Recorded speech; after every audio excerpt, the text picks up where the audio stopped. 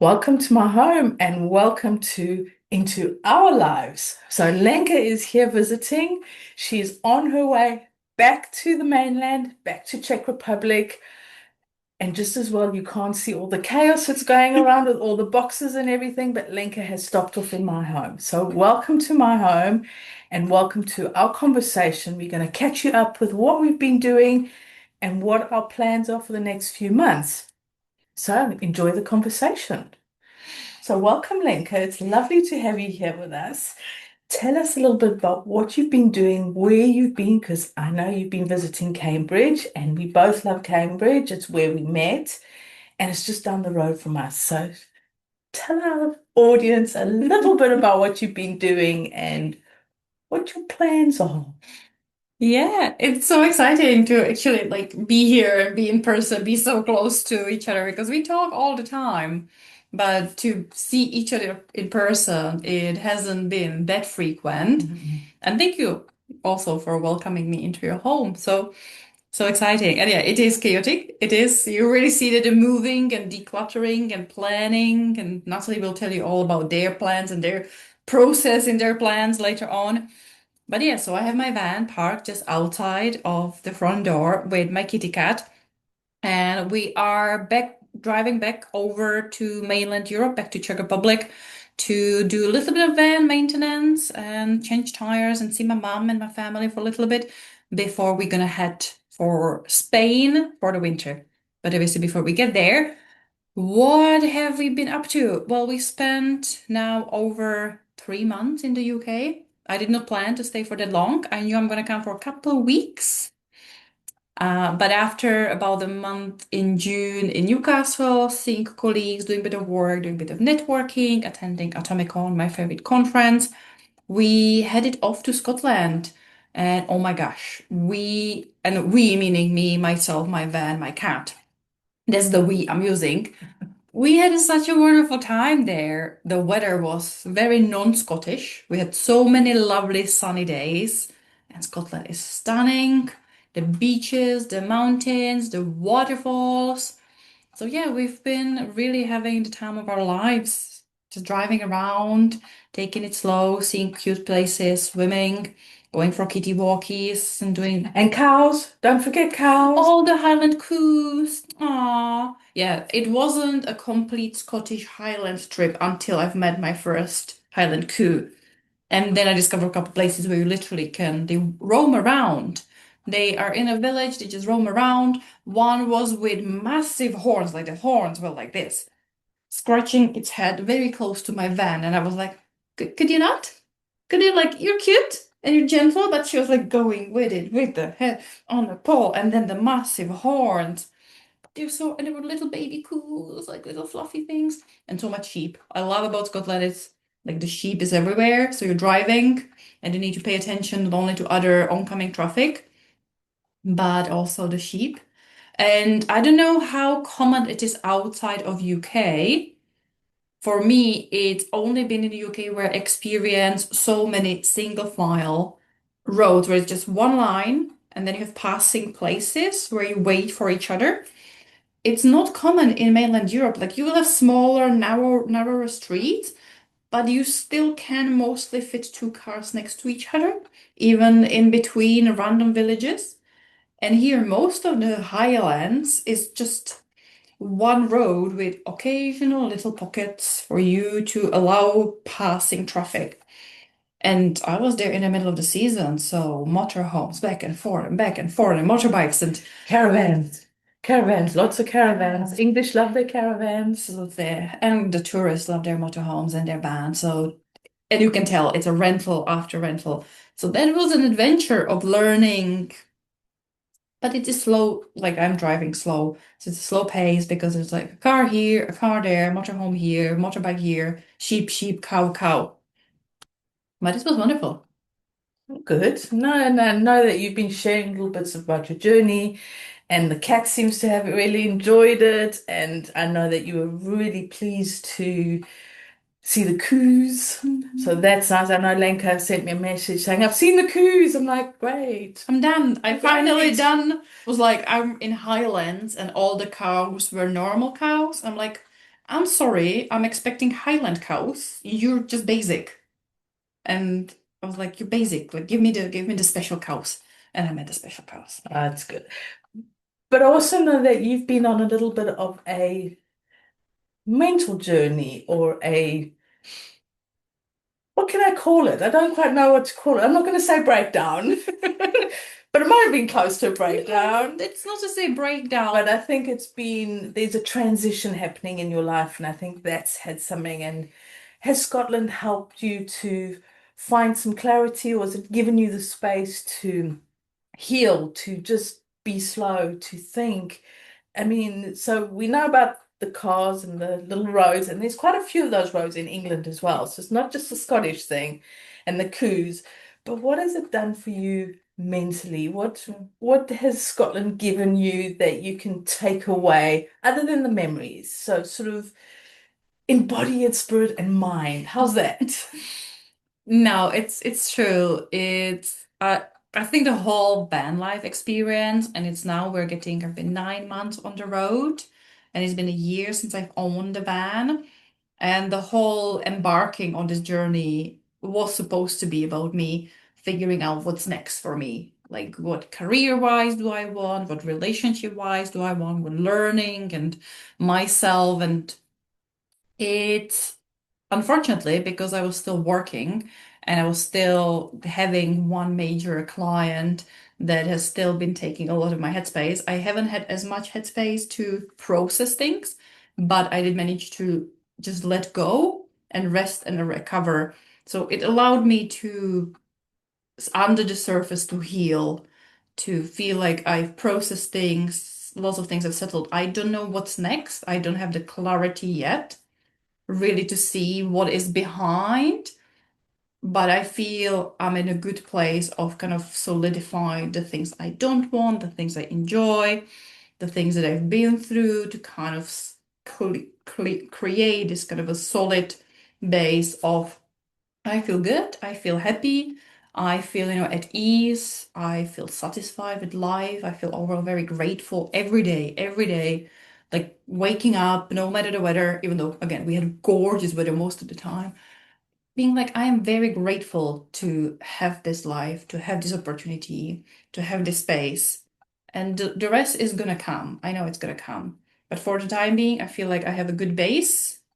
And now, when the work is finishing, and once I'm off finishing my family, and I have again a transition to see my family, and off, I will do, okay, now I have this groundwork done. I feel whole, I feel healed, I feel solid with myself. Let me see what's there, what's next for my career, for my future, for my plans, for my creativity, for my whatever. Exciting, exciting. I know. I mean, this time of year is usually all over the place, and I know 2025 has been an eclipse year. There's Yeah. been a lot of eclipses, which has also brought about a lot of turmoil inwards. So, of course, we're in the middle of that. And also with the changes, like you said, the ending of one career and stepping into something else or moving forward. So, and it's autumn. It's autumn in Europe, it's autumn in England. It's a time to just start to see what's new, what's happening. So it sounds like you where you need to be right now. Yeah, seeds have been planted, seeds have been watered, and they're now like percolating in there.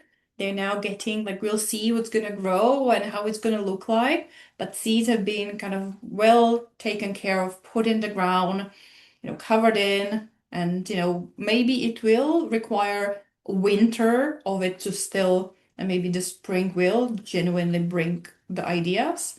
Because yes, winter often is more of a hibernation time what I'm looking forward to, and that's where Scotland was incredible in a way. I was as high in Europe as I can get, or in Britain, meaning I had very long days, which was good and bad. It was good because there's lots of light and lots of beautiful long days. It also meant that I end up working or studying or reading till quite late. And then I was like, oh gosh, it's 10:30. I need to go to bed. So I'm looking forward to shorter days and more of the kind of cozy in the van, candlelight, kind of twinkly lights, with a book to kind of allow less outside activities. Because I was doing a lot of hiking, lots of exploration, lots of being out and about, really grabbing Scotland and seeing as much as I can, as long as I can during the day, where now I'm looking forward to, okay, we're getting to the more of a nourishing, warmer, not winter warmer, but inside the light is warmer, the coziness of the blankets and cuddled up time. So I'm excited. Speaking of warmth, we know that that's where you're heading. We know that your plans are to move to South Africa. So what's happening? Where is the plan heading? How far on the planning journey you are? How are you feeling about that? Oh, that's loaded, those questions. So the practicalities is the house has been sold, and any of our English listeners will know that when you sell a house, it sits forever with solicitors. We are in that process. But in the meantime, packing. So we've got three choices. Do we ship it? Do we take it in hand luggage, or do we get rid of it? And this is what we're coming down to, right down to towels and bedding and clothes and things that we would most probably take with us if we were just moving house. But when you've got to take shipping into consideration, yes, there's been some very painful goodbyes and just wondering what to do with things. And this is more the practical side of what we are living with at the moment. And it might look very calm here, but you can't see what's going on there or upstairs or anywhere. There's just boxes everywhere. There's little piles of stuff everywhere. It is chaos. And I do like organization. I'm not one who thrives in chaos. So it's a very good lesson for me to just find the calm in the chaos. And that has been a bumpy road. I'm going to say bumpy road because there's no other way to describe it. There is an end to it, but because it's sitting with solicitors, we don't get a definitive timeline or definitive date, which does make it more stressful and more difficult to deal with. And on top of that, there's a lot of saying goodbye to places. There's a lot of saying goodbye to people. And again, because we don't have a date, it's difficult to really say goodbye because you know that you're still here.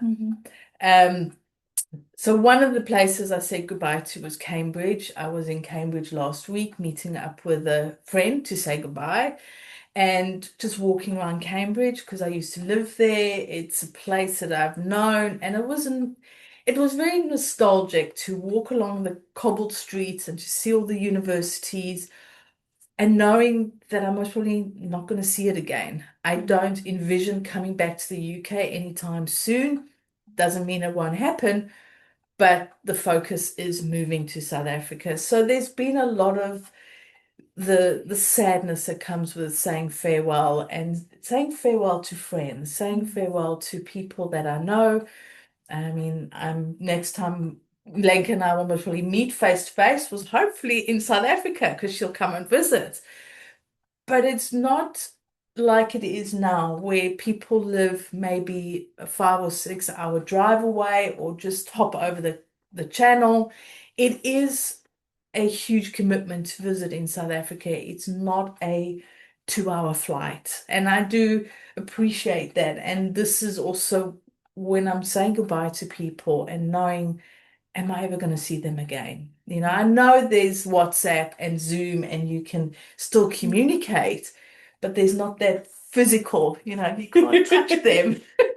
So you don't have that. And that's been quite a sad process. So there's a grieving that comes in it. There's also the what the hell are we doing? Why are we doing this? Politics in South Africa are up and down like any country. So it's we've got that to deal with. And sometimes I just think when I'm looking at the boxes and looking at everything, I'm thinking, but everything was calm, everything was sorted. We had routines, had place for stuff.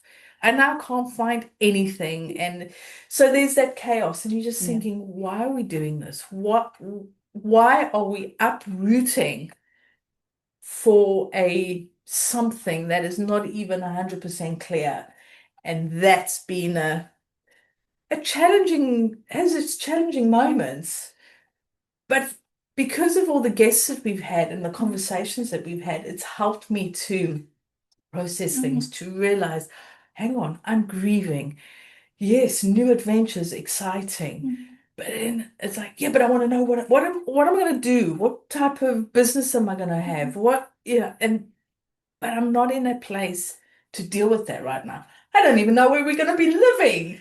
Well, that's what I wanted to say is, there was a reason for you why you've decided we want to leave the UK. There have been reasons where even though you have the house, you have the job, you have the friends, you have the car, you have the things, you were like, this is not how we envision the next chapter of our lives.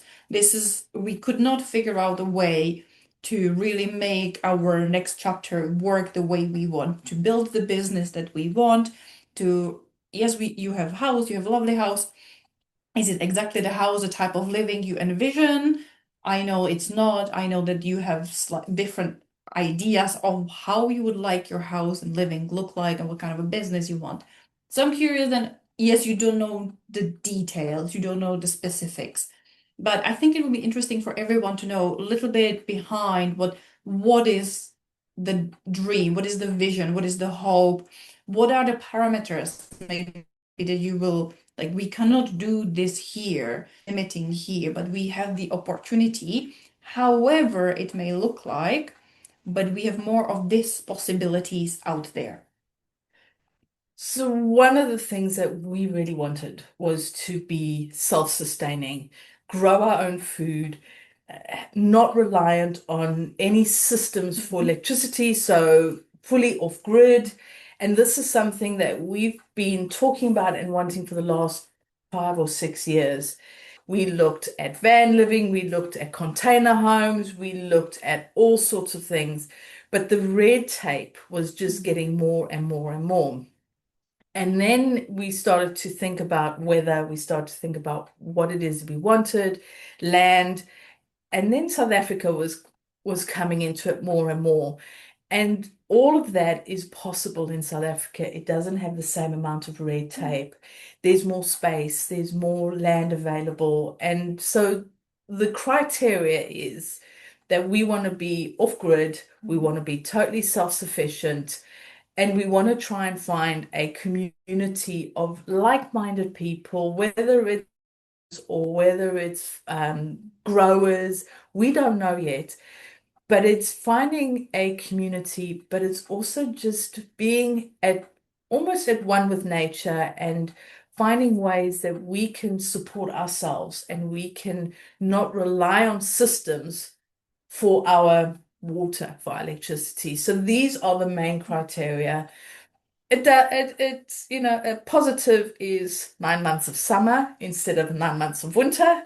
And it's the opportunity is there, and we are at a point in our lives where, you know what, we don't have a lot of commitments here. Mhm. Yes, we've got bills or mortgages, but these are things that you can get rid of. It just seemed to be the right time. And this is what keeps me going, is knowing that we are planning a lifestyle. So we might not know where. South Africa's big, big country. We don't know where in South Africa, but we know what we're looking for. So it's a slower lifestyle. It's growing our own food or knowing the people around us who supply food. It's really finding a connection with nature, slowing down. It's none of this commuting to work. It's no driving for hours or sitting in cars and rushing here, rushing there. So it's very much about getting slower. It's about just finding a way to live a different type of lifestyle. And when I say that, I'm not talking about going with no luxuries, and I'm not talking about hardships or really not having showers and just living really primitive, but I'm talking about having a balance between luxuries or a way of life, but doing it in a way that's more sustainable and a more slower pace. And this is what we're really looking for.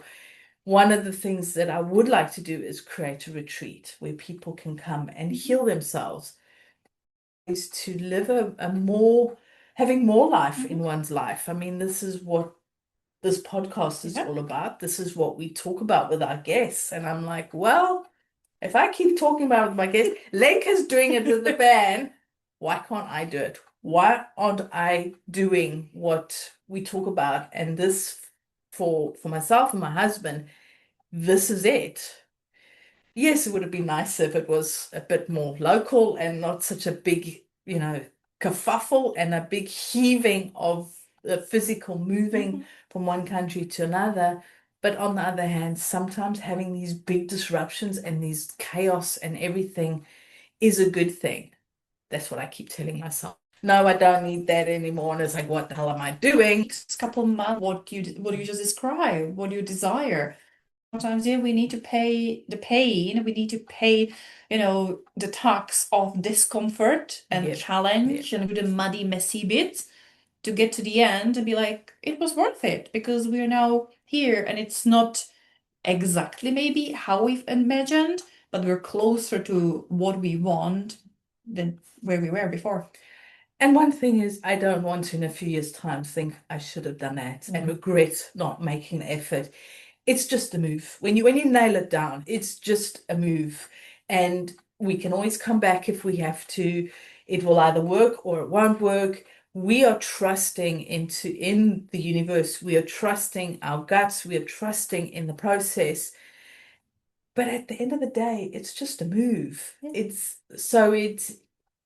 It's doable. It And is doable, but yeah, it's chaos in the meantime. well, you're not the first people who have ever done it. It's not It's something not that even the first time I've done it.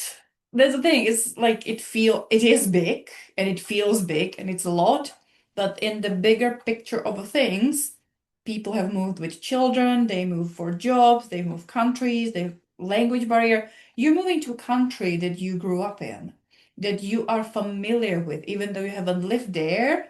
As you said, every Mm. country has its challenges, but you're moving to a reasonably familiar land that you have some connection with, and listeners don't see it, but I do see Natalie has Africa decoration all around. So there is the connection. There is something in you, in your blood, in your soul that is connected. So it feels right. Like you could have picked any kind of a country to go to, but you've picked your origin country to go back to recreate and reconnect and get more from the land, to learn more of the land. So I think it's wonderful. We can't wait. We are excited, and we just wish the solicitors would hurry up so that we've got a date. I think that has been the biggest Same. stress is not having this is the date that it's got to be done by, and then you know what you're working with. This months of limbo is a huge thing, and we've been sitting in that a year because we spent 2 months in South Africa to see, first of all, could my husband handle South Africa, which he can, and then it was 6 months visa and then it was putting the house on the market. So there's been this constant limbo, and I think I am getting to the end of my limbo period because that is doing my head in. But I Yeah. do realize that this is something that I don't want to regret that I've never Yeah. done. But I'm still in that chaos. And that's fine. I know that it's the right thing, but when you're standing there holding up two towels and do I take this one or do I get rid of this one? What do I do? Yeah, that's when it's like, Yeah. what am I doing? But But there's a phases. They in come and go in moments. and in the bigger picture, if you look at it, like when was the first time you started thinking and talking about moving to Africa? Moving back to South Africa. 2020. That's the thing. Like, if you look at the journey you've already been and the amount of years and months and weeks that you waited to first go to South Africa by yourself to really reconnect and feel, bring your husband, do the paperwork, do the bits. Like, sometimes it is the last 10% feels the hardest because you're so desperate. Like, I've done so much. I've been on this journey for so long. Like, and the uncertainty, not knowing but you are in the last bit. So there's, I would say, almost lean into the enjoyment of Mm. these frustrations because they will be done very quickly. And when you're done, you will not look back and think and worry. Like this will be completely done, and you will be like, oh, I wish I had the towel. Oh, I wish I had, kept that. Like very rarely you will remember the saying goodbye to people, places, possibly, but the saying goodbyes, I think that is a wonderful and important part. Been happening. There's transitions going on, emotional, physical, mental. It's just part of the process. And you spoke about planting those seeds. Well, this is my planting those bulbs, Yeah. getting ready for the tulips in the spring. And it's a process. But when you're in it, neck deep or up to here, it can sometimes feel like, oh my word, what am I doing? But I do know, mud baths, they're always good. They make your skin look good. I'm just in my mud bath, getting my skin looking good. So yeah, Oh. that's where we're at. But I get to see you. You get to come and visit on your way back home-ish. I know your home is wherever you park up. It is the home that, it's my family, so it always will be my home. Is it in my heart my home? No, my home is my van and my cat wherever I park it. But it still is my family, it's my homeland. Well, Yeah. it's where you do your tires and you get your Where I service do my done. maintenance, yeah, where I go to my dentist, where I go to my hairdresser, where I get my van service, because, doing things like van maintenance seems to be easier to do in Czech with local mechanic rather than doing in Spanish with, trying to explain, or do it here where it's just a bit more expensive. So why not just Yeah. go back, maintain the van, and Yeah. then off on new adventures? Yes.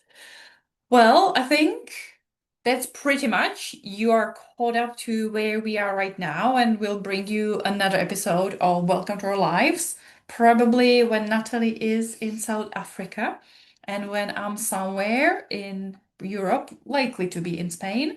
And we'll tell you more about, what is next. Any last words of wisdom, Natalie? Enjoy the chaos. That's all I can say. Enjoy it because what comes out the other end will be worth it. So enjoy the chaos. Yeah, I think what you said is to just do it. Don't sit on ideas and wishes. Figure out what you want and do it and stop waiting for one day I will. When this happens, I will. Because there's never ideal right time for anything. So, whatever it is, trust the universe, but go for it. Lenka, what's giving you life right now? For me, I'm sorry, he is the cutest, the sweetest. Like every single day I wake up and just so happy because he is sleeping on me and I walk him and he gives me laughs and he makes other people happy. So he gives me life. How about life right now in the midst of the chaos? What's still kind of the one little thing that gives you life on a daily basis? What's giving me life at the moment is possibilities, is knowing that there is a change happening, is knowing that there's possibilities, and just watching the seasons change as well. We weren't planning on being here in the autumn, but I am enjoying that we are here in the autumn, and that's what gives me life right now. And how about you? We would love to hear from you as well.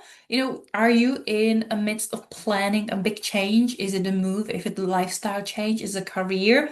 Is it a relationship? Is there anything that you've learned from our journeys that inspired you? We would love to hear from you. Let us know. Find us on social media, find us on podcasting platforms, find us on YouTube, and let us know what's happening in your life right now. And until next time, we'll talk to you soon.